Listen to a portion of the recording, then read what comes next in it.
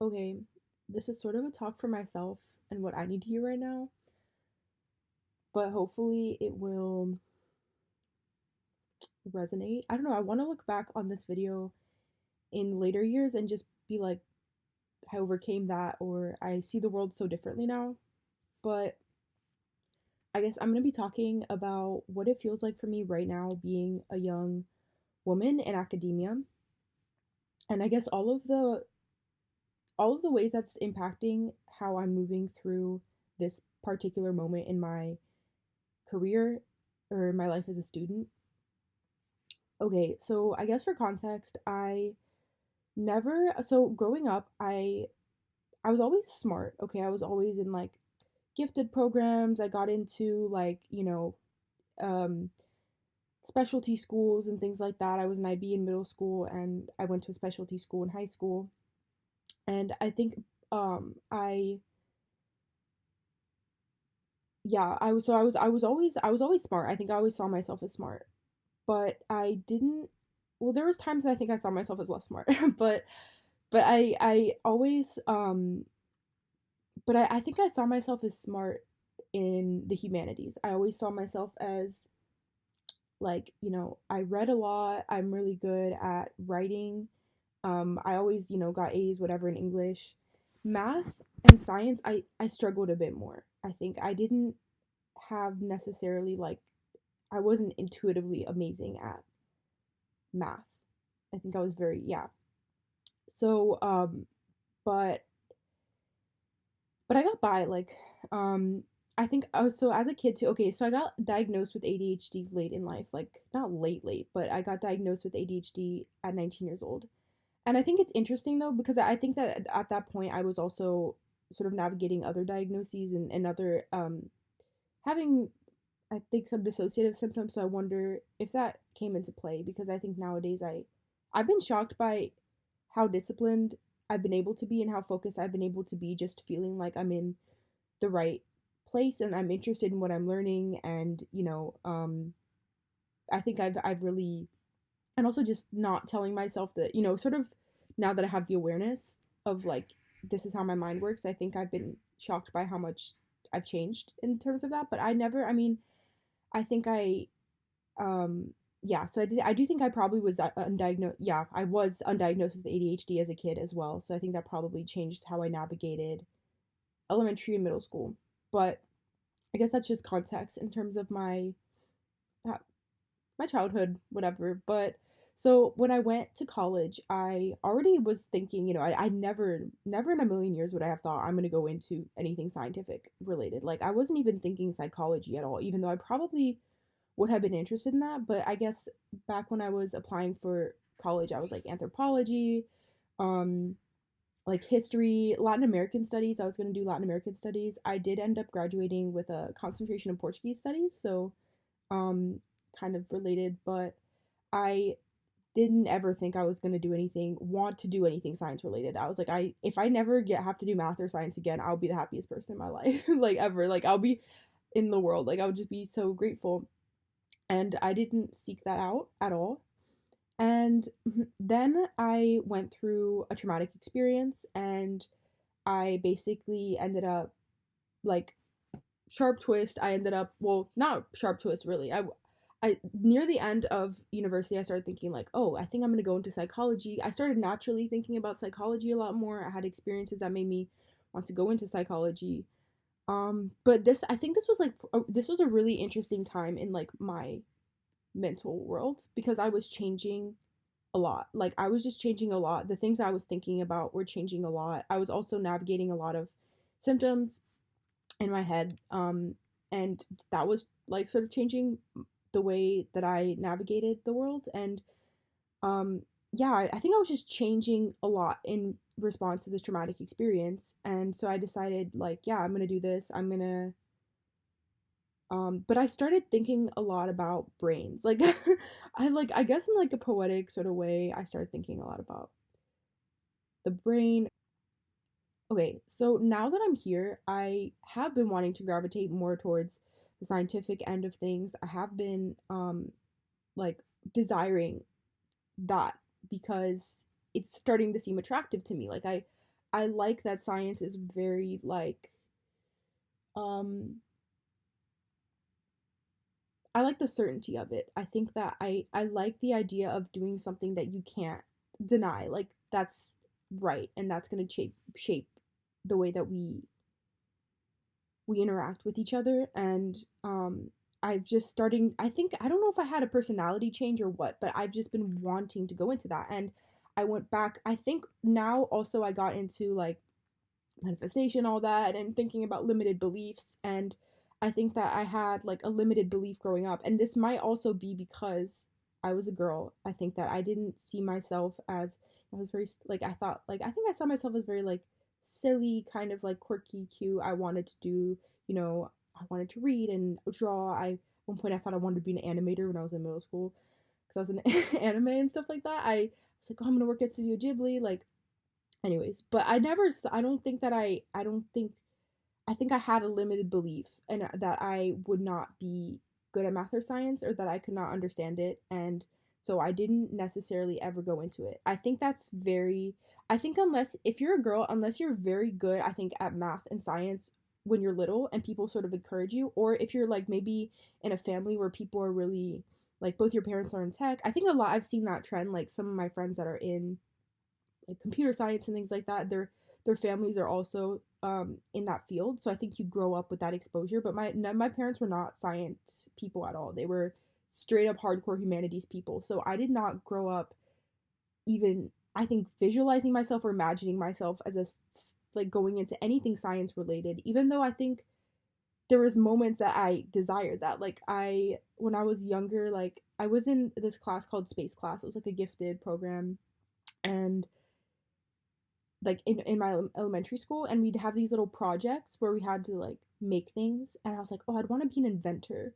And then like in middle school, I had so many different careers I wanted to go into. And then in middle school I liked Star Trek. I was really into Star Trek. My parents got my sister and I into it, and I was like, oh, I'd want to be an engineer.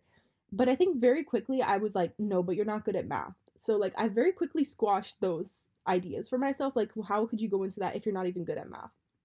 But like now I'm going into it without that limited belief, and I think with more awareness of like you can do what you want to do. It's just that you are not going to do things that you think that you can't do. And I'm finding myself being like a little bit better at math than I thought, and I think being a little bit more like I just when I read like scientific articles, I'm not necessarily lost.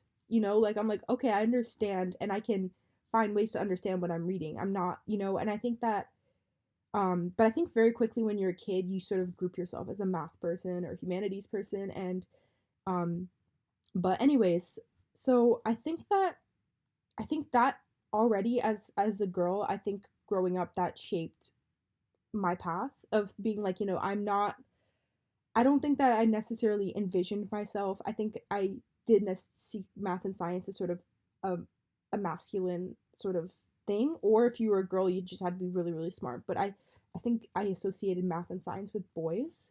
My parents were humanities people. I don't think that they ever looked at me and were like let's really encourage her to go into math and science because that's just our family was humanities people. But anyways, and I think that now veering off from that, I think being a woman in academia has also, I think there's just a lot of I think you go into it, at least for myself, I can't speak for everybody. I think also having grown up, for example, I don't think I felt this way in high school as like a girl. I think but I think when I went to college, I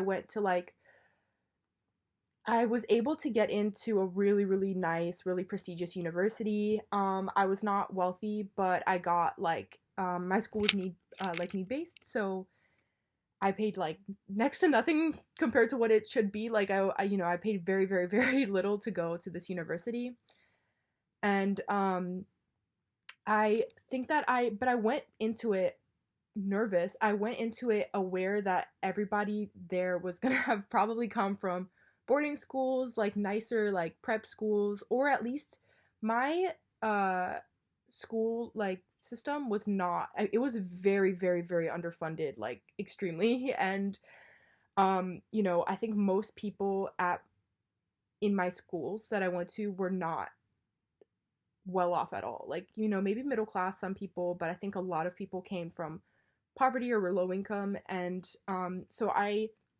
and we didn't have like, a million, we weren't like, I think I expected, and it was true, that I went to college and people were extremely well read. They seemed extremely well prepared. Like I remember, I'll never forget, like our first day of class, like at one of our writing classes. Oh my goodness, it was like, whoa, like people started, we were just trying, it was like the question, like, introduce yourselves. And then the people were just starting to name drop all of these crazy, like, philosophers and poets that I had never, like, interacted with at all. And I was like, oh my god, like, I'm gonna seem like an idiot. Like, people know all of these things that I just don't know, I never was exposed to. And I like the idea of, like, I think when I was definitely in high school, like, I mean, for myself, like, I like to read classics. I wanted to be well educated. I wanted to read, philosophy and things like that.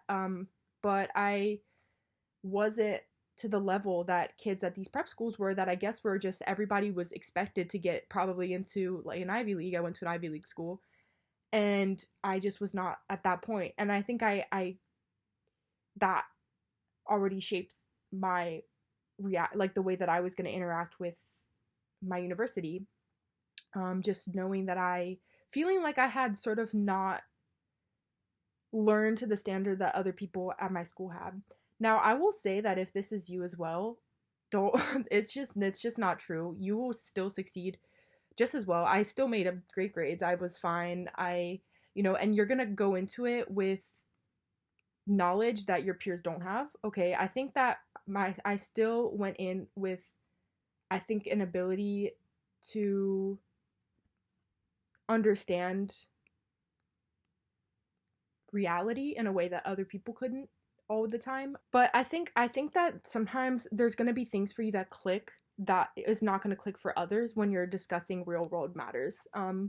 Matters of class, matters of like race, gender, if that's you. Like, I think that sometimes coming from a lower income background, you are going to have seen that reality in a different way than your peers that have grown up with maybe a more privileged background. So it wasn't necessarily, I think, the impediment that I thought it was going to be, but it was still difficult. And I think what it impacted was my confidence to go after opportunities, my confidence to speak to my professors. I think that I was very incredibly intimidated by my professors, and I don't think that I also was not exposed to things like fellowships. Like, I think there's so many parts of academia that I had no idea about. My parents, I mean, my dad, he got his bachelor's degree in English. My mom actually went to get her master's degree when I was in like middle school, and that was a massive, I think, memory for me in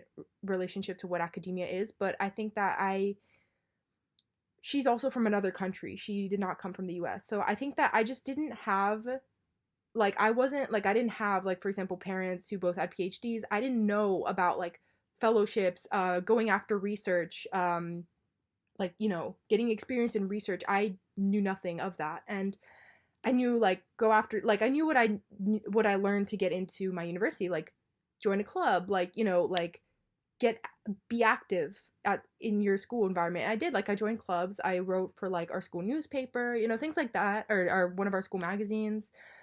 But I think that when I graduated, I was like, I started to see a difference that I didn't even know was happening. Like, I didn't think about it. Like, I was like, whoa, like, we're graduating, and now I'm seeing all these kids are getting, like, they have, like, fellowships, awards, they're getting these sorts of, like, things that I'd never heard of before in my life. I didn't know that was an option for me. And I think that I felt like regret, and I felt sad, because I was like, I was just navigating this completely blind and feeling like I didn't know what I was really doing to make a sort of to create like a I guess an application for master's programs, PhD. And so some of my friends, or not my friends, some of, like, my peers went straight from, like, bachelor's to PhD programs. Like, they had those fellowships and things like that. I didn't, like, I think I was just going into it blind. Like, I was just going into it like, just go and learn and get the degree. And so I think there's just always a bit of a gap. And I think I think there's probably students out there who are developing really strong relationships to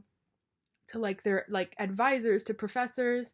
I felt extremely intimidated to do that because I never felt good enough to be in my environment. So I didn't feel, when I went to speak to my professors, it was like either I had a question or like they to me were like these like gods of intelligence and just like smarts. I was like, wow, they're so intelligent, they're so accomplished. And to be fair, a lot of them were also men. And I think that that made like a big difference for me because I felt intimidated around men who were very intelligent, men who were very accomplished, and I felt like they were going to look down on me, think that I was stupid or think that I was silly, I didn't know what I was talking about, and I just had a lot of trouble with my own voice, feeling like my voice was not good enough. It was not, I think sometimes I even find myself speaking less intelligently than I'm capable of because like I like not even intentionally, but I think that I am sort of like subconsciously insecure that I'm not smart enough, you know? And I think that I really went into academia with that like sort of I don't know, like blockage of just like I'm not, you know, I think if I had gone and developed a really, you know, felt like I'm so smart, like there, I think there were students out there that maybe professors were annoyed by this, I don't know, but I could tell that there were students out there who I saw it myself every day after class they were talking to the professor, asking them extra questions about, you know, what was going on, about their ideas of this book that we were reading, or like, you know, and they went and they were sort of like being buddy buddy with the professors, and I would never do that because first I was like, I don't want to annoy you, I don't want to waste your time, I'd be wasting your time saying something stupid, like I'm not going to go over there and do that. But those are the students that are going to be learning, like, you know, about fellowships or like, you know, opportunities, you know, getting these really good recommendations. Granted, I think I still got a good recommendation. Luckily I had a professor that I think even I felt insecure, I didn't go talk to him as much as I could, but I took a lot of his classes and um tried my best. So I think I still got a good recommendation at the end of the day. But I think that it was just a matter of not ever feeling like I was sort of would be adding to a professor's life by going and speaking to, I want to say him already because in my head the professors are men, speak to them. I think I had very few female professors. You know, I think that there's a face that I associate with professors, and I'm saying this because I actually had a nightmare the other night that I was being like hounded in, like it was like this ghostly figure of like this like bald middle-aged like 50 something year old man named Jeff and white man. I think that's also an important addition. But I was like, I woke up and I was like, oh my god, it's like Jeff was everywhere, and I was like, no, I think it's because I'm applying for master's programs, and that is the exact face that I envision reading my applications and judging me and thinking that I suck. But I think that there's just this sort of picture that you get of a professor is like this white man, and he's very like well accomplished and all these things, and he's like sort of judging you because he's really kind of smarter than you. And I think that I that is the face that haunts me, and I just feel so insecure and I feel so afraid that they're just looking at me and thinking that I'm dumb. And I think yeah, I think that's the sort of jump that I'm trying to make right now in terms of like trying to have a better time and maybe get myself a little bit further than I think I can get, is that I'm terrified of men looking at my ideas and looking at what I'm saying and just thinking I'm an idiot. But I think on the other hand, and I think I saw my mom struggle with this too when she was in at university, and I granted I think it was probably at an even higher level for her because English was her second language. She was like an immigrant. She is a brown woman. Like I think that her relationship to academia probably even higher. She has this, but I think that I did see her struggle with this, and I think maybe inherited it a little bit from her. That I think that when you're, I think especially like we're both incredibly smart women, but I think that we go into the world like I guess I go into the world like sort of seeking out the approval of these characters because I see them as like the smartest of the smart. Like they know everything. They know what they're talking about. And you know, they're the rulers of academia. They're the rulers not only of academia but of intelligence itself. And they are the ones who are going to be like they're the ones to seek out. If you think that your idea, like if you want to see whether you're actually smart or not, whether your idea is worthy or not, you should, like, they're going to be the ones to tell you and to approve you and your career and tell you that you're good enough. And I saw her do this. I definitely subconsciously do this where I'm looking for a man to approve my intelligence and approve my idea. Granted, why do they know more than us? Why do they know more about us, about what we're talking about? They don't. But I still have that patriarchy sort of figure in my head, like sort of that I'm looking to. I'm looking to these men, these white, into highly intelligent, in my head, wealthy men who are gonna tell me that I'm actually good enough. And if they don't approve of me, it's because I'm just not good enough. It's not right because they know everything. Like they are, because actually when you think about it, they invented these sorts of systems that we're moving through, right? They are the ones who invented it. They're the ones who created what we're seeing. So why would, it's like they would be the ones to like to know, right? And like I think that's sort of the mentality that I have, and I'm realizing it now as I'm getting older, and I'm like, I don't want to take that into my academic career at all. And but I think even subconsciously, I think I seek out male professors, or I seek out, like, that's, I hate that. I don't want that, but I think I do that. I'm seeking out these male professors or men in my field to tell me whether I'm right or whether I'm, you know what I mean? And it's not a good thing to do. Um I think that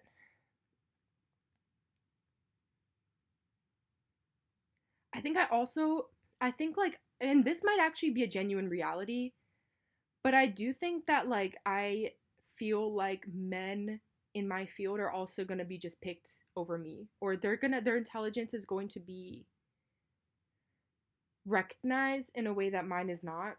And I feel like my ideas are going to be more harshly judged because what would I know as a woman, or like why would I be smart? I think that when we see examples of like genius or examples of like hyper intelligent people, it's mostly men. Every time, I've seen very few movies where a woman is hyper intelligent. Like Queen's Gambit is one.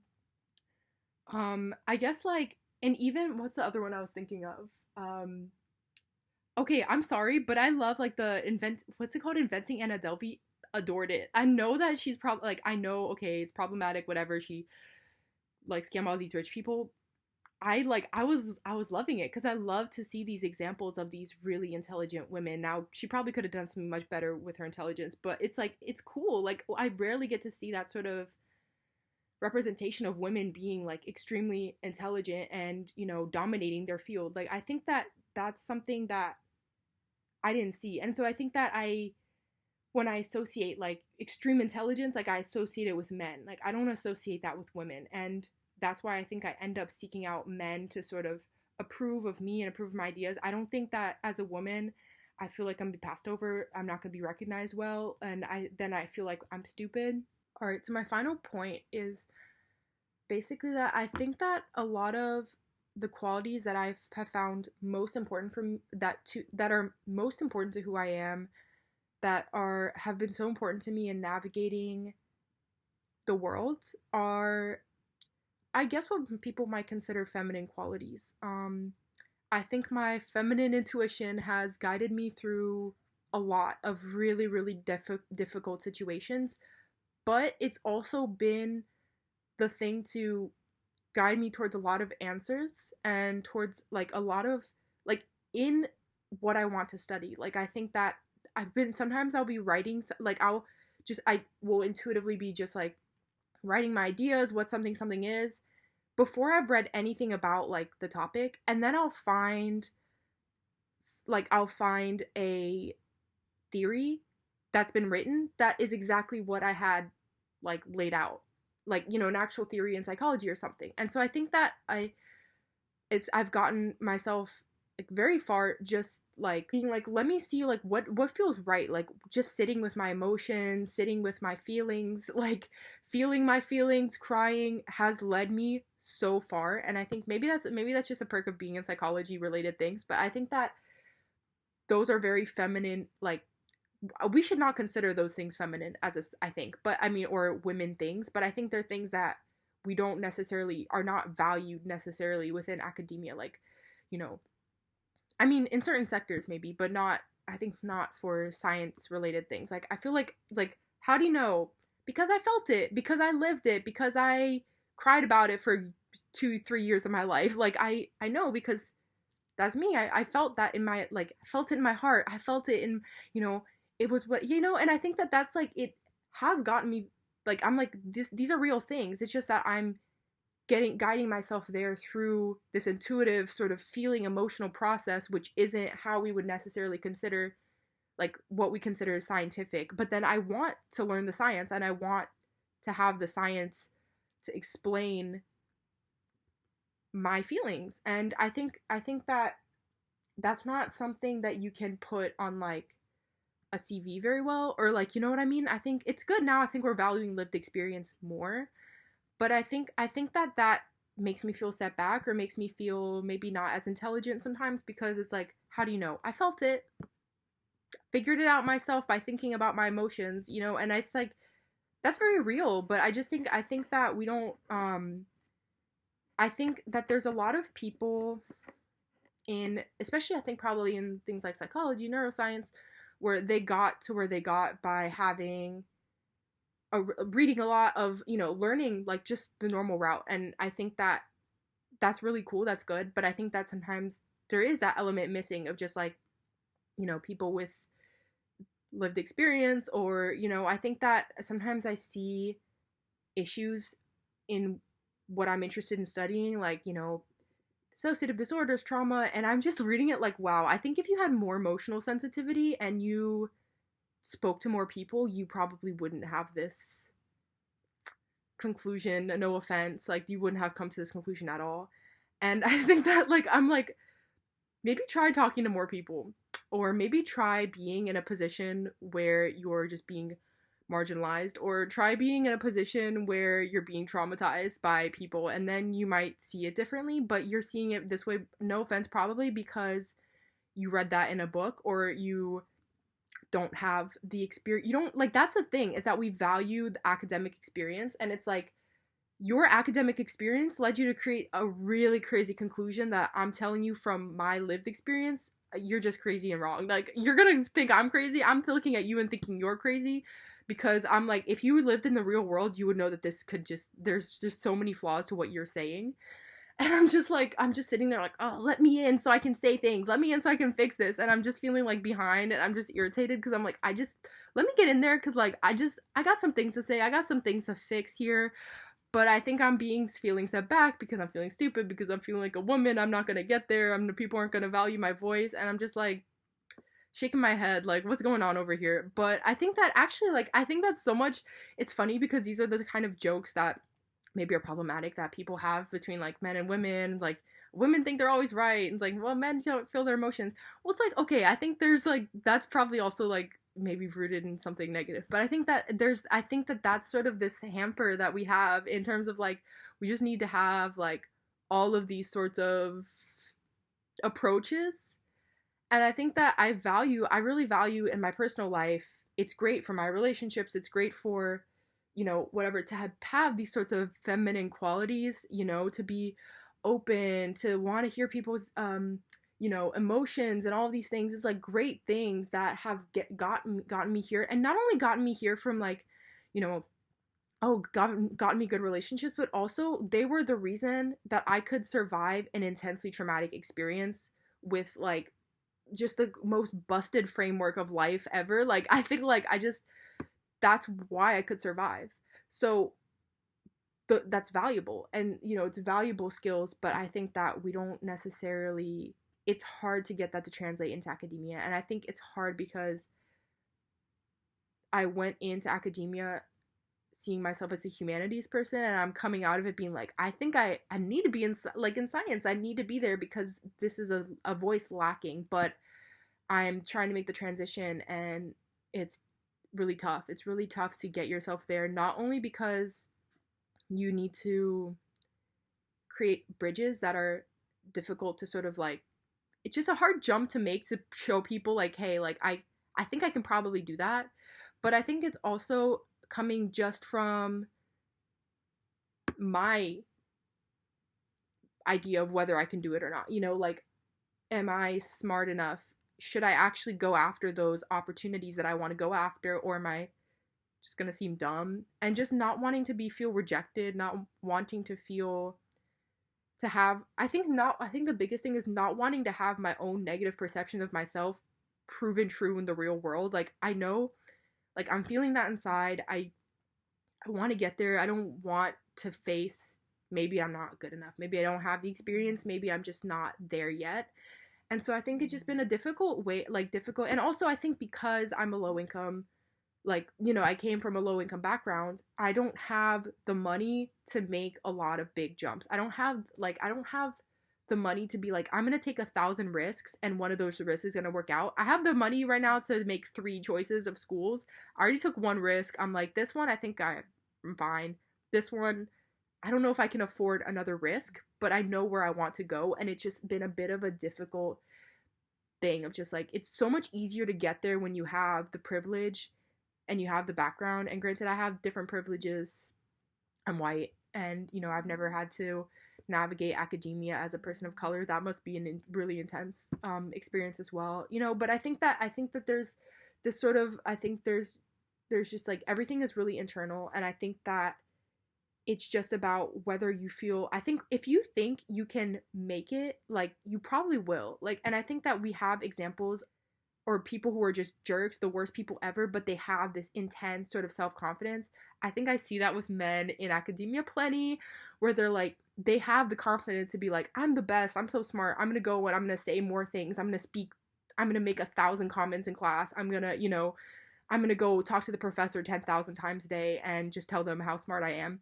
But then we also see that in government, you know, like, I'm gonna, like, you know, I have zero. We have a person in the White House right now. Is like, tell me he doesn't. He has no experience, no right to be there. He is not like intelligent at all. I mean, he's like conniving and manipulative, but he's not like necessarily an excellent lawmaker. He's making choices that I'm like, you are destroying our country, and now like, but it's like he had the confidence and the balls to just be like, yeah, guys, like I'm gonna be president, and because he's white, because he's a wealthy person, and we value wealth to degrees that we shouldn't in our country, he can do it. But it's like I think that when you're from any type of marginalized background, or if you've been through traumatic experience and you have low self esteem, you have low self worth, you don't have the confidence per se to just act like you can make it. But I think if you can act like you can make it, people get you there. But I do think that on the other hand, that you can act like you can make it all you want. But if you're from a group that the average white sort of academic science, most people I'm seeing are like that. It's like, you know, I think I think there's a sense of you're going to be a little bit less trusted than the tried and true white man. You know, white men are tried and true. They're always getting into things. You can trust a white man, I think, is the mentality to at least figure it out a little bit.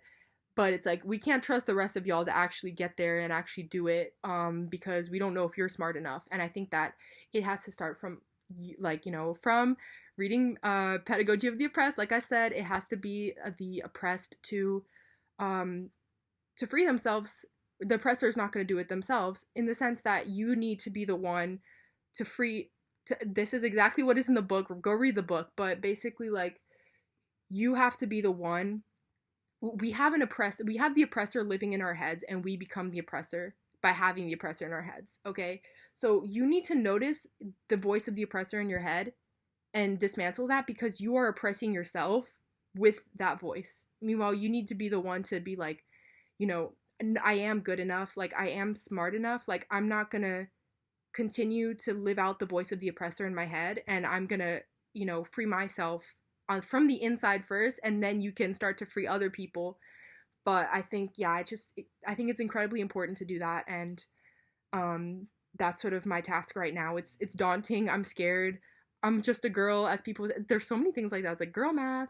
I'm just a girl. You see, it's like continuing, but also I am just a girl. I'm like, I'm scared. It's like trying to go into like the boys club, and I'm just kind of nervous that the boys are gonna like me. Are they gonna think I'm stupid? Like, you know, I hope not. I'm not gonna let them, because I'm not. But you know, it just go out there and don't let the oppressor voice manifest into your reality. I think we manifest it because we end up gravitating towards those people to tell us whether you're smart.